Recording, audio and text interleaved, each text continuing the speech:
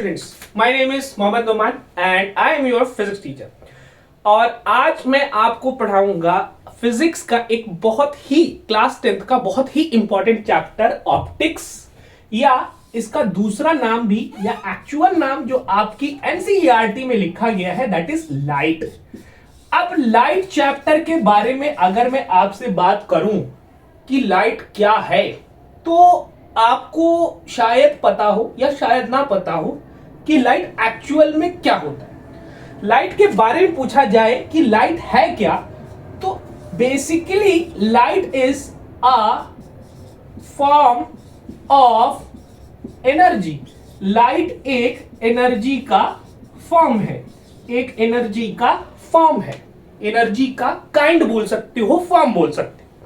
और जिस तरीके से आपने देखा हीट भी एक लाइट का फॉर्म है, जिस तरीके से आपने देखा कि साउंड भी लाइट का फॉर्म है, आप पहले पढ़ करके आए हो, और आज आप देख रहे हो लाइट भी एक फॉर्म है एनर्जी का. ये सारी चीजें एनर्जी का फॉर्म है. एनर्जी बहुत सारे फॉर्म्स में हो सकती है, ठीक है. लाइट हो गया, हीट हो गया, इलेक्ट्रिसिटी हो गया, साउंड हो गया, ये सारे के सारे फॉर्म ऑफ एनर्जी है, एनर्जी का फॉर्म है. और उनमें से एक फॉर्म आपका क्या है? लाइट है. लाइट को एक और तरीके से हम डिफाइन करते हैं कि light is an electromagnetic wave. Light is an electromagnetic wave. अब ये क्या है ये आप आगे की क्लास में बेटर समझोगे, लेकिन अभी के लिए इतना आपको जानना जरूरी है कि लाइट एक फॉर्म ऑफ एनर्जी तो है ही साथ हम लाइट को एक इलेक्ट्रोमैग्नेटिक वेव भी बोलते हैं. इलेक्ट्रोमैग्नेटिक वेव वर्ड से हमें यह समझ में आ रहा है कि इसके अंदर इलेक्ट्रिसिटी का भी कंपोनेंट है और इसके अंदर मैग्नेटिज्म का भी कंपोनेंट है. इन दोनों के कंपोनेंट से बनती है लाइट. और जब आप इलेक्ट्रोमैग्नेटिक वेव फॉर्म को समझ लोगे ना बेटा, तब आप समझ जाओगे कि लाइट जो सन से अर्थ तक आ रही है वो कैसे आ रही है. मैं ये क्यों बोल रहा हूं? क्योंकि जब 19th सेंचुरी में लाइट के बारे में बात हो रही थी कि लाइट का ट्रैवल कैसे होता है, उस वक्त जब इलेक्ट्रोमैग्नेटिक वेव कॉन्सेप्ट आया तो इसने बहुत ही बड़ी जो मिस्ट्री थी या मिसकंसेप्शन था लाइट के बारे में, उसको रिजॉल्व कर दिया. जो 100 सालों तक हमने ईथर के बारे में समझ रखा था कि ईथर है और वो ईथर की मदद से लाइट हमारे पास पहुंच करके आ रही है, उसको इसने रिजॉल्व कर दिया. तो ये भी समझना जरूरी है कि ये एनर्जी का फॉर्म है, और साथ ही साथ आपको ये भी समझना जरूरी है कि ये इलेक्ट्रोमैग्नेटिक वेव भी है, जो कि आप आगे के क्लासेस में और अच्छे से जानोगे और बहुत मजा आएगा आपको पढ़ने कि लाइट एक इलेक्ट्रोमैग्नेटिक वेव भी है. और बहुत प्रॉपर कॉन्सेप्ट आपको इसका इलेक्ट्रिसिटी का कंपोनेंट और इसका मैग्नेटिज्म का कंपोनेंट इसके अंदर समझ में आएगा आपको. अब लाइट हमने ये तो समझ लिया कि है क्या, एक एनर्जी का फॉर्म है. सारे स्टूडेंट्स को समझ में आ गई बात, और ये भी समझ में आ गई कि लाइट एक इलेक्ट्रोमैग्नेटिक वेव है. ये बात क्यों बताई गई ये भी आपको समझ में आ गई. एक बहुत बड़ा मिसकंसेप्शन जो चला आ रहा था कि लाइट कैसे सन से अर्थ तक पहुंचती है, वो ये बात, ये कॉन्सेप्ट उसने ये चीज को क्लियर कर दिया. एक बहुत बड़ा मिसकंसेप्शन चला आ रहा था ईथर का, उसको इस कॉन्सेप्ट ने क्लियर कर दिया. उसके बाद हम पढ़ क्यों रही, क्या करता है, हमारे काम क्यों है ये लाइट? क्योंकि इसका ऑब्जेक्टिव कह सकते हो आप कि ये इसका काम क्या है हमारी लाइफ में. इसका काम क्या है? It gives us sensation of vision. Sensation of vision, ये हमें देखने का सेंस देते हैं. साउंड हमें सुनने का सेंस देता है. लाइट एक ऐसा फॉर्म ऑफ एनर्जी है जो हमें देखने का सेंस देता है. साउंड एक ऐसा फॉर्म ऑफ एनर्जी है जो हमें सुनने का सेंस देता है. तो ये हमारे लिए बहुत ही इंपॉर्टेंट है कि लाइट हमारे रियल वर्ल्ड में एग्जिस्ट करे. अदरवाइज आपकी आंख कितनी भी अच्छी हो, कितनी भी हेल्दी हो, कितनी भी 500 जूम वाली हो, मैं कह रहा हूं 10 करोड़ जूम वाली हो, और पूरी दुनिया से लाइट हटा दिया जाए, आप इस सेंसेशन को, विजन के सेंसेशन को अचीव नहीं कर पाओगे, नहीं देख पाओगे. क्योंकि लाइट का होना बहुत ही ज्यादा जरूरी है कि आप देख पाए चीजों को. अब लाइट को हम देखते कैसे हैं, क्या रीजन है जिसकी वजह से लाइट जरूरी है कि हम देख पाते हैं चीजों को, ये अब आपको समझ. इस चीज को समझने के लिए हमें वो फिनोमिनास को समझना जरूरी होगा जो लाइट करती है, और उन फिनोमिनास की वजह से हम चीजों को देख पाते हैं, ऑब्जर्व कर पाते हैं। आपके सिलेबस के अकॉर्डिंग आप दो इंपॉर्टेंट फिनोमिना पढ़ोगे, यहां पर आगे भी पढ़ोगे सारी चीजें फिनोमिना। अभी फिलहाल इस चैप्टर में आप दो इंपॉर्टेंट फिनोमिना पढ़ोगे, जिससे आपको समझ में आएगा कि हम कैसे चीजों को देख पाते हैं with the help of light. वो दो फिनोमिना क्या है? एक phenomena number 1 that is known as reflection, that is known as reflection. और दूसरा फिनोमिना, फिनोमिना नंबर 2 या प्रोसेस बोल सकते हो समझने के लिए, लेकिन phenomena is the better term to use, refraction. ये दो फिनोमिना हैं जिनकी मदद से हम आसानी से ऑब्जेक्ट्स को देख सकते हैं। अब समझो बेटा कि यहां पर अगर लाइट है तो ये रिफ्लेक्शन रिफ्रैक्शन करके कैसे चीजें हमारे पास आती है, ये चीज को समझो। समझो कैसे समझोगे? समझो समझो बोल रहे हैं हम, लेकिन समझोगे कैसे आप? होता क्या है कि जहां पर आप मान लो कि एक सरफेस है, ऑब्जेक्ट सरफेस, ग्राउंड, कोई भी सरफेस है, कोई भी किसी तरीके का सरफेस है, दीवार है, ग्राउंड है, कुछ भी मान लो जो आपको समझ में। और होगा क्या कि यहां पर एक ऑब्जेक्ट से लाइट या एक सोर्स से एक बल्ब है, इससे लाइट निकल रही है, इसको सोर्स बोल लो, बल्ब बोल लो, जिससे लाइट निकलती है उसका हम नाम देते हैं सोर्स। अब इस सोर्स से लाइट निकलेगी हर डायरेक्शन में, और हर डायरेक्शन में निकलेगी, बहुत सारी लाइट की लाइंस निकलेगी, और लाइट की लाइंस को हम बोलते हैं लाइट रेज। लाइट रेज हर डायरेक्शन में निकलेंगी, लाखों करोड़ों निकलेंगी। तो क्या मैं सब बनाऊं? नहीं, आप एक लाइट रे बना दो या मैक्सिमम 2 लाइट रे बना दो, जिससे आप कॉन्सेप्ट को आसानी से समझ सकते हो। अब मैं यहां पर एक लाइट रे बना रहा हूं, जो लाइट रे इस सरफेस की तरफ आ रही है, और जब ये लाइट रे इस सरफेस पर आके टकराएगी, टकरा करके ये दूसरी डायरेक्शन में चली जाएगी, बाउंस बैक कर जाएगी, टकरा करके वापस आ जाए। तो चीजों को टकराना, चीज का टकराना, ऑब्जेक्ट का टकराना, बॉल का टकराना, दीवार से होकर के वापस आना, इसको नॉर्मल लैंग्वेज में हम क्या बोलते हैं? बाउंस बैक होना।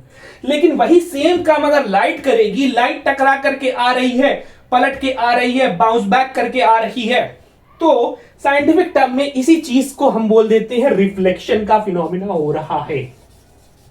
इसी चीज को हम बोल देते हैं रिफ्लेक्शन का फिनोमिना हो रहा है। तो रिफ्लेक्शन का फिनोमिना क्या है कि जब भी लाइट किसी सरफेस से टकरा करके वापस आती है, टकरा करके कोई अपनी डायरेक्शन को चेंज करती है, तो लाइट के इस बाउंस बैक होने को, टकरा करके पीछे आने को, टकरा करके डायरेक्शन बदलने के फिनोमिना को हम बोलते हैं रिफ्लेक्शन। अब इससे हमें चीजें दिखती कैसे हैं? होता क्या है कि लाइट किसी भी ऑब्जेक्ट से निकल करके आएगी, एक्चुअल में निकलेगी नहीं, वो भी कहीं ना कहीं और से टकरा के आती है। तो जब वो लाइट आएगी हमारे पास टकरा करके, तो होगा क्या? समझो अच्छे से। ये है एक बल्ब,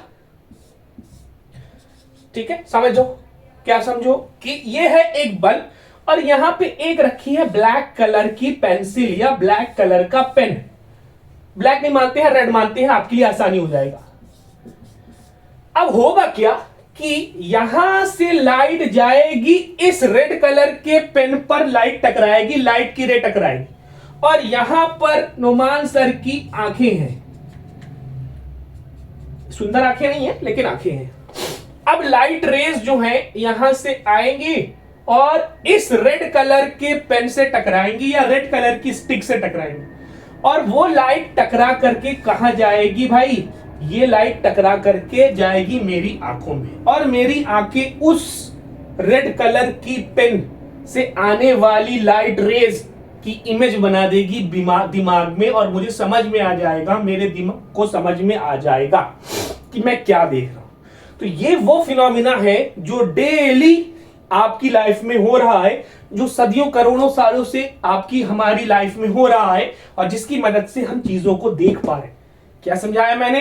कि लाइट रेज जाएंगी, उस रेड कलर के पेन से टकराएंगी, रिफ्लेक्ट करेंगी, बाउंस बैक करेंगी, जिसको रिफ्लेक्शन बोलते हैं, और जब वो रिफ्लेक्ट होकर के मेरी आंखों तक आएंगी या आपकी आंखों तक आएंगी, तो वो चीज आपको समझ में आने लगेगी कि क्या आ रहा है, कौन सी ऑब्जेक्ट की लाइट आ रही है, कौन सा कलर आ रहा है, तो वो जब आंखों में जाएगी, आंखें आपकी भेज देगी सिग्नल ब्रेन को, ब्रेन समझा देगा कि आप एक्चुअल में क्या देख रहे हैं। अब यही फिनोमेना यहां पे हम खत्म कर देते हैं। मैं लाइट को बंद कर देता हूं। अब जब लाइट ऑफ हो गई, लाइट बंद हो गई, तो कोई लाइट रेज नहीं रहेंगी। जब लाइट रेज नहीं होंगी तो किसी भी तरीके का रिफ्लेक्शन नहीं होगा, यानी लाइट यहां से टकरा के मेरी आंखों तक आएगी ही नहीं। जब वो लाइट मेरी आंखों तक आएगी ही नहीं तो मुझे पता ही नहीं चलेगा, मुझे दिखेगा ही नहीं, मुझे समझ ही नहीं आएगा कि यहां पर कोई एक रेड कलर का पेन या रेड कलर की एक स्टिक रखी हुई है।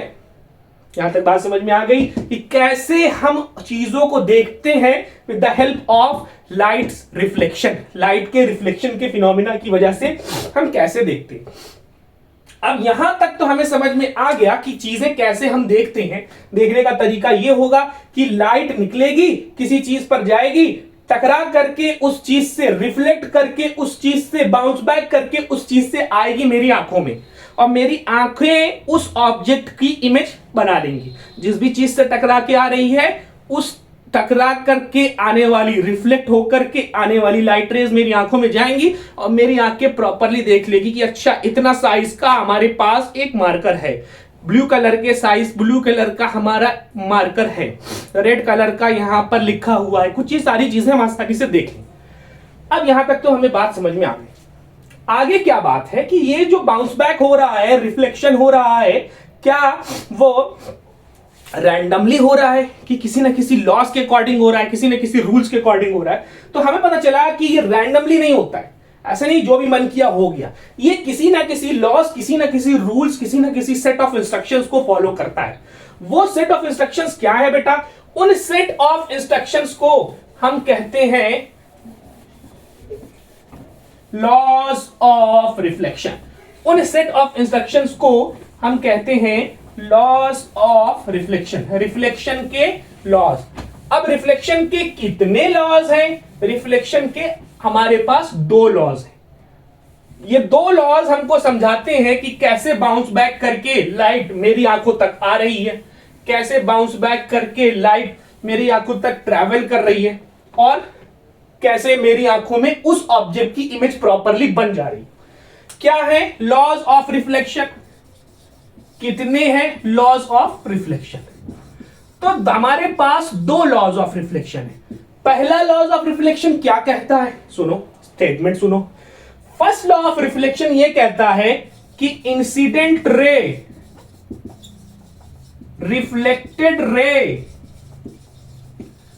And normal all lies in same plane, all lies in same plane। क्या मतलब हुआ? क्या बात कह रहा है ये कह रहा है कि इंसिडेंट रे, आने वाली रे, इंसिडेंट का मतलब आने वाली रे, पड़ने वाली रे, इंसिडेंट होने वाली रे, रिफ्लेक्टेड रे, जाने वाली रे, टकरा के बाउंस बैक होकर के जाने वाली रे, रिफ्लेक्टेड रे, एंड नॉर्मल, एक ऐसी लाइन जो परपेंडिकुलर है, नॉर्मल है। ये तीनों क्या होते हैं भैया? ये सेम प्लेन में होते हैं। सेम प्लेन का मतलब क्या होता है बेटा? पहले ये समझो कि सेम प्लेन का मतलब क्या होता है। अब मेरे पास ये 3 मार्कर है बेटा, और इन 3 मार्कर को मैंने कुछ इस तरीके से अरेंज किया है कि अगर मैं अपने इस स्ट्रेट हाथ से चाहूं टच कर सकूं इन तीनों को सेम टाइम पे, तो मैंने इसको टच कर दिया आसानी से। तो ये कहलाएगा कि ये तीनों मार्कर सेम प्लेन में है, इस हाथ के सेम प्लेन में आसानी से टच हो जा रहे हैं। अब मैंने इसको थोड़ा सा ऐसे टिल्ट कर दिया। अब सेम टाइम पे ये दोनों टच हो जा रहे हैं, सेम टाइम पे ये दोनों टच हो जा रहे हैं, सेम टाइम पे ये दोनों टच हो जा रहे हैं, लेकिन सेम टाइम पे तीनों टच नहीं कर सकता मैं, यानी ये तीनों सेम प्लेन में नहीं कहलाएंगे। फर्स्ट केस में ये तीनों एक टाइम पे टच हो जा रहे हैं मेरे हाथ के, स्ट्रेट हाथ के प्लेन से, तो ये तीनों इस फर्स्ट केस में कहलाएंगे सेम प्लेन में है। सेकंड केस में ये तीनों एट अ टाइम नहीं टच हो सकते, तीनों एट अ टाइम नहीं टच हो सकते, तो इन तीनों को कहेंगे सेम प्लेन में नहीं है। ये होता है सेम प्लेन का किस्सा। अब समझे इन बात को, स्टेटमेंट को। फर्स्ट लॉ क्या कहता है कि हमारे पास कोई एक सरफेस है जिस पर लाइट पड़ेगी, ये लाइट आई, और इस आने वाली लाइट रे को हम बोलेंगे क्या? Incident ray. और जहां पे लाइट पड़ रही है एग्जैक्टली उसी पॉइंट पर आपको एक ऐसे परपेंडिकुलर लाइन बनानी है, 90 डिग्री वाली लाइन बनानी है। ये लाइन एक्चुअल में है नहीं, तो हम इसको डॉटेड लाइन से बनाते हैं। और ये लाइन 90 डिग्री का एंगल बनाती है, किससे? 90 डिग्री का एंगल सरफेस से बनाती है। ये बात को ध्यान में रखना है, ये 90 डिग्री का एंगल सरफेस से बनाती है, ये बात को आपको ध्यान में रखना है। किससे? सरफेस। ये मिस्टेक करते हैं बच्चे, इसी वजह से मैं जानबूझ के इसको हाईलाइट।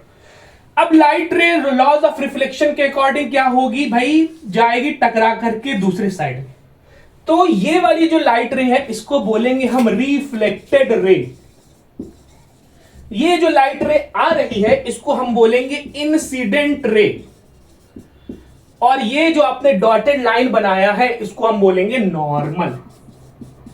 तो फर्स्ट लॉ आपका क्या कह रहा है कि आने वाली रे नॉर्मल और जाने वाली रे तीनों एक प्लेन में है। एक plane, I explain it to you properly. Second law आपका क्या कहता है? लॉज ऑफ रिफ्लेक्शन में सेकंड लॉ ऑफ क्या कहता है? वो कहता है angle of incidence is equal to angle of reflection. अब ये एंगल ऑफ इंसिडेंस क्या है? ये हमने नॉर्मल किस लिए बनाया? ये किसी ना किसी काम के लिए बनाया। ये नॉर्मल जो है किस काम में आता है? ये एंगल मेजर करने का काम आता है। यानी कि ये जो आने वाली लाइट रे है और जो नॉर्मल है इनके बीच बनने वाला जो एंगल होगा, इंसिडेंट रे और नॉर्मल के बीच बनने वाला जो एंगल होगा, उस एंगल को बोलेंगे हम एंगल ऑफ इंसिडेंस, रिप्रेजेंट करेंगे आई से। जो जाने वाली रे है रिफ्लेक्टेड रे और जो नॉर्मल है, जाने वाली रे है और जो नॉर्मल है उनके बीच जो एंगल बनेगा उसको बोलेंगे रिफ्लेक्टेड रे, या स्मॉल आर से इसको रिप्रेजेंट करेंगे angle of reflection. Reflected ray angle of reflection, incident ray angle of incidence. तो सेकंड लॉ ये कहता है कि जो एंगल ऑफ इंसिडेंस होगा वो एंगल ऑफ रिफ्लेक्शन के बराबर होगा। यानी कि angle I is equals to angle I is equals to angle R. So that's it for today. This concept is, that's it for today, everybody, every student, and thank you so much for coming to us. Thank you so much for joining.